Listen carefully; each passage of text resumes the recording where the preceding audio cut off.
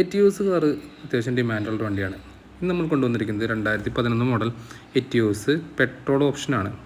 പെട്രോളിൽ വേരിയൻ്റാണ്, VX എന്ന വേരിയൻ്റാണിത്. 2,40,000 രൂപയ്ക്കാണ് ഈ വാഹനം സെയിലിനായി കൊണ്ടുവന്നിരിക്കുന്നത്. അത്യാവശ്യം നല്ല കണ്ടീഷനുള്ള, വേറെ കംപ്ലയിൻസ് ഒന്നും ഇല്ലാത്ത നല്ലൊരു വണ്ടിയാണ്. റീപ്ലേസ്മെൻറ്റ്സ് ഒന്നും സംഭവിച്ചിട്ടില്ല. ഇതിൻ്റെ ഒരു ഫുൾ ബാക്ക്ഗ്രൗണ്ട് റിവ്യൂ നമ്മൾ ഈ ചാനലിൽ ഇപ്പോൾ കൊടുക്കുന്നുണ്ട്. താല്പര്യമുള്ളവർക്ക് ഡിസ്ക്രിപ്ഷനിൽ കൊടുത്തിട്ടുള്ള നമ്പറിൽ വിളിക്കാം, നേരിട്ട് വന്ന് വാഹനം കാണാവുന്നതാണ്. ഇതാണ് എൻ്റെ എക്സ്റ്റീരിയേഴ്സിൻ്റെ ഒരു കണ്ടീഷൻ വരുന്നത്. ബ്ലാക്ക് കളറാണ്.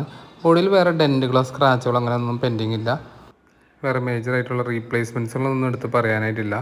ഇതിൻ്റെ ഗ്ലാസ്സുകളൊക്കെ നോക്കാം. എല്ലാം 2011 മോഡൽ ഗ്ലാസ്സുകൾ തന്നെയാണ് വരുന്നത്. 2026 വരെ ഇതിന് ടെസ്റ്റ് വാലിറ്റി ഉണ്ട്. അതുപോലെ ടാക്സും 2026 വരെ തന്നെയുണ്ട്. ഇൻഷുറൻസ് നിലവിൽ പ്രസൻറ്റ് ഓക്കെയാണ്. ഇതിൻ്റെ എല്ലാ ഗ്ലാസ്സുകളും നമുക്ക് ചെക്ക് ചെയ്യാം. വേറെ ഗ്ലാസ് റീപ്ലേസ്മെൻറ്റ്സ് ഒന്നും സംഭവിച്ചിട്ടില്ല. ഇതിൻ്റെ റൂഫൊക്കെ ആണെങ്കിലും അത്യാവശ്യം ക്ലീൻ തന്നെ ആയിട്ടിരിക്കുന്നുണ്ട്. കളറ് ഓൾറെഡി പോളിഷ് ചെയ്ത കാരണം കൊണ്ട് നല്ല ഗ്ലേസിങ് കിട്ടുന്നുണ്ട്. ഇനി നമുക്കിതിൻ്റെ ഇൻറ്റീരിയർ പാർട്ട് ഒന്ന് ചെക്ക് ചെയ്യാം. 98,000 കിലോമീറ്ററാണ് ഓടിയിട്ടുള്ളത്. വാഹനം ജെനുവിൻ കിലോമീറ്റേഴ്സാണ്. അന്ന് ഇറങ്ങിയ എറ്റിയോസിൻ്റെ ടോപ്പ് മോഡലാണ്. അതുകൊണ്ട് തന്നെ സ്റ്റിയറിംഗ് കൺട്രോൾസ് അടക്കം എല്ലാ ഫംഗ്ഷൻസും വരുന്നുണ്ട്. ഇപ്പോൾ പറയുകയാണെങ്കിൽ 4 door power Windows, AC, power steering, stereo inbuilt കൊടുത്തിട്ടുണ്ട്. സീറ്റ് ഹൈറ്റ് അഡ്ജസ്റ്റ്മെൻറ്റും സീറ്റ് ഇൻക്ലൈൻ ചെയ്യാനുള്ള ഓപ്ഷനും രണ്ടും നിലവിലുള്ളതാണ്. റിവേഴ്സ് ക്യാമറ കൊടുത്തിട്ടുണ്ട്, പക്ഷെ അത് നിലവിൽ വർക്കിംഗ് അല്ല. ഇൻറ്റീരിയേഴ്സ് ഡോർ പാഡൊക്കെ നോക്കുമ്പോൾ നല്ലൊരു വൃത്തിയുണ്ട്. സീറ്റ് കവേഴ്സ് പുതിയത് അടിച്ചതാണ്. ഡോർ പാഡുകളിലും വേറെ ഇഷ്യൂസ് നമുക്ക് ഫീൽ ചെയ്തിരുന്നില്ല. നമുക്കിന്ന് സെക്കൻഡ് റോ നോക്കാം.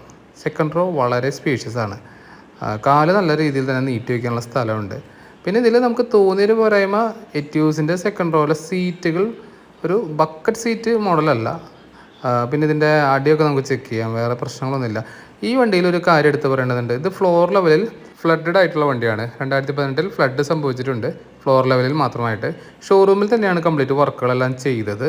അതിൻ്റെ ഹിസ്റ്ററി ഉണ്ട്. അതിനുശേഷം അതേ പാർട്ടി തന്നെ ഏകദേശം 7 വർഷത്തോളം യൂസ് ചെയ്തിട്ടുള്ള വണ്ടിയാണ്.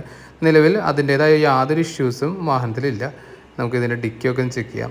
എറ്റിയോസിൻ്റെ മറ്റൊരു യൂസ്ഫുൾ സൈഡ് എന്ന് പറയുന്നത് അതിൻ്റെ ഡിക്കിയാണ്. 4 മീറ്ററിനും മുകളിൽ ലെങ്ത്ത് വരുന്ന വണ്ടിയാണ് എറ്റിയോസ്. അതുകൊണ്ട് തന്നെ ഇതിൻ്റെ ഡിക്കി എന്ന് പറയുന്നത് വളരെ സ്പേഷ്യസ് ആയിട്ടുള്ള ഒന്നാണ്. നമുക്ക് ആവശ്യത്തിന് ലഗേജ് കയറ്റാനുള്ള സ്പേസ് ഉണ്ട്. ഇനി ഇവിടെ വേറെ റീപ്ലേസ്മെൻറ്റ്സ് ഒന്നും സംഭവിച്ചിട്ടില്ല. എല്ലാം നല്ലൊരു ക്വാളിറ്റിയിൽ തന്നെ മെയിൻറ്റെയിൻ ചെയ്തിട്ടുണ്ട്. നമ്മളിതിൻ്റെ അടിയിലൊക്കെ നോക്കുവാണെങ്കിലും മൈനറായിട്ടുള്ള റസ്റ്റുകൾ മാത്രമാണ് നമുക്കിതിൽ കാണാനുള്ളത്. അത്യാവശ്യം കമ്പനി സർവീസ് ചെയ്തതിൻ്റെ ഹിസ്റ്ററി വാഹനത്തിൽ അവൈലബിൾ ആണ്. ഇത് ഇൻസൈഡൊക്കെ നോക്കുമ്പോഴാണെങ്കിൽ നമുക്ക് ആ ഒരു ക്വാളിറ്റി ഫീൽ ചെയ്യുന്നുണ്ട്. ഈ വാഹനം നിങ്ങൾക്ക് ഇഷ്ടപ്പെടുകയാണെങ്കിൽ ഡയറക്റ്റ്ലി ഒരു മെക്കാനിക്കിനെ കൊണ്ടുവന്ന് ചെക്ക് ചെയ്യാം.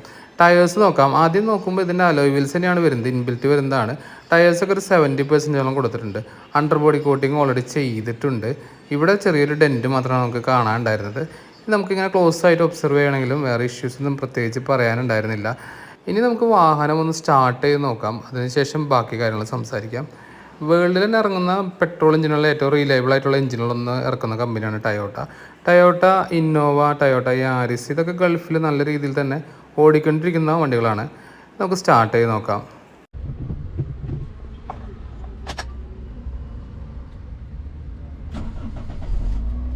വേറെ വലിച്ചിലോ നോർമൽ നോയ്സസ് ഒന്നും ഫീൽ ചെയ്തിരുന്നില്ല. എല്ലാ ഫങ്ഷൻസും പ്രോപ്പർലി വർക്കിംഗ് ആണ്. AC നല്ല കൂളിംഗ് ഉണ്ടായിരുന്നു. അതുപോലെ സ്റ്റിയറിംഗ് കൺട്രോൾസും വർക്കിംഗ് ആണ്. സ്റ്റീരിയോ വർക്കിംഗ് ആണ്. റിവേഴ്സ് ക്യാമറ മാത്രമാണ് നമുക്കതിൽ ചെറിയൊരു ഇഷ്യൂ തോന്നിയിരുന്നുള്ളൂ. വേറെ കാര്യമായിട്ടുള്ള പ്രശ്നങ്ങളൊന്നും എടുത്ത് പറയാനില്ലായിരുന്നു. ഇനി നമുക്ക് ഈ വാഹനത്തിൻ്റെ എൻജിൻ സൈഡും കൂടെ നോക്കാം. അതിനുശേഷം നമുക്കൊരു ഫൈനൽ റിവ്യൂ പറഞ്ഞിട്ട് നമുക്ക് നമ്മുടെ ഈ വീഡിയോ അവസാനിപ്പിക്കാം. നമ്മൾ സ്റ്റാർട്ട് ചെയ്ത ടൈമിൽ പ്രോപ്പർലി ആ ഒരു വെള്ളത്തിൻ്റെ ഡ്രോപ്സ് എല്ലാം സൈലൻസറിൽ കൂടെ വന്നിരുന്നു. എൻജിൻ സൈഡിൽ നോക്കുവാണെങ്കിൽ നമുക്ക് വേറെ ഇഷ്യൂസ് ഒന്നും പറയാനുണ്ടായിരുന്നില്ല. എൻജിൻ റൂമൊക്കെ ഈ കാണുന്ന പോലെ അത്യാവശ്യം നല്ല ക്ലീൻ ആയിട്ടാണ് ഇരിക്കുന്നത്. വേറെ പ്രത്യേകിച്ച് പറയത്തക്ക ഇഷ്യൂസൊന്നുമില്ല. ആപ്രോണിലൊന്നും വേറെ പേസ്റ്റിംഗ് പൊട്ടിച്ചത് അങ്ങനെയൊന്നും കാണാനുണ്ടായിരുന്നില്ല.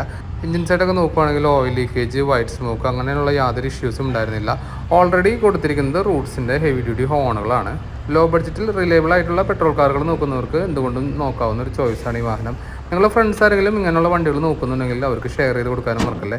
ചോദിക്കുന്ന വില 2,40,000 രൂപയാണ്. നെഗോഷ്യബിൾ പ്രൈസാണ്. ഇയർ കൂടുതലായ കാരണം കൊണ്ട് ഡയറക്റ്റ് ലോൺ ചെയ്യാനായിട്ട് പറ്റില്ല. പ്രൈവറ്റ് ഫിനാൻസ് അറേഞ്ച് ചെയ്യേണ്ടി വരും. ലൊക്കേഷൻ തൃശ്ശൂർ ജില്ലയിലെ ചാലക്കുടി. മറ്റൊരു വീഡിയോയുമായി വീണ്ടും കാണാം. Thank you for watching this video. Bye bye.